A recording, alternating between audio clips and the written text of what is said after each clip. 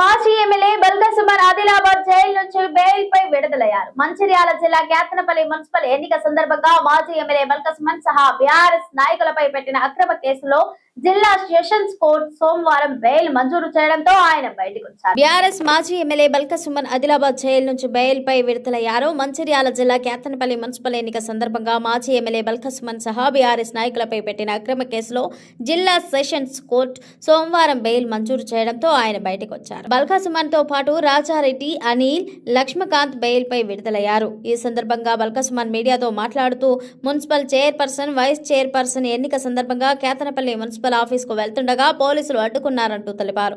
మంత్రి వివేక్ వెంకటస్వామి కన్వాయ్ ని ఎలా పంపించారని అడిగితే పోలీసులు తమపై లాఠీ చార్జ్ చేశారంటూ పేర్కొన్నారు.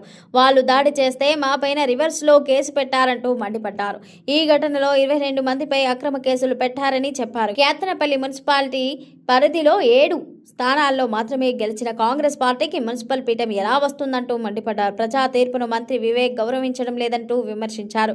జిల్లాలోని కలెక్టర్ నుంచి తహసీల్దార్ వరకు ప్రతి ఒక్కరూ ప్రభుత్వ ఉద్యోగుల్లా కాకుండా విశాఖ ఇండస్ట్రీస్ ఉద్యోగుల్లా పనిచేస్తున్నారంటూ ఎద్దేవా చేశారు.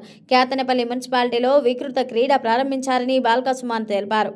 జైలు లోపల కూడా తమను ఇబ్బంది పెట్టారని వెల్లడించారు. నిన్న హోలీ, ఇవాళ నా కొడుకు పుట్టినరోజు, ఈ టైం నన్ను ఇంట్లో లేకుండా చేశారని ఆవేదన వ్యక్తం చేశారు. 10 ఏళ్ల బీఆర్ఎస్ పాలనలో ఎప్పుడూ కక్ష సాధింపు చర్యలకు దిగలేదంటూ తెలిపారు.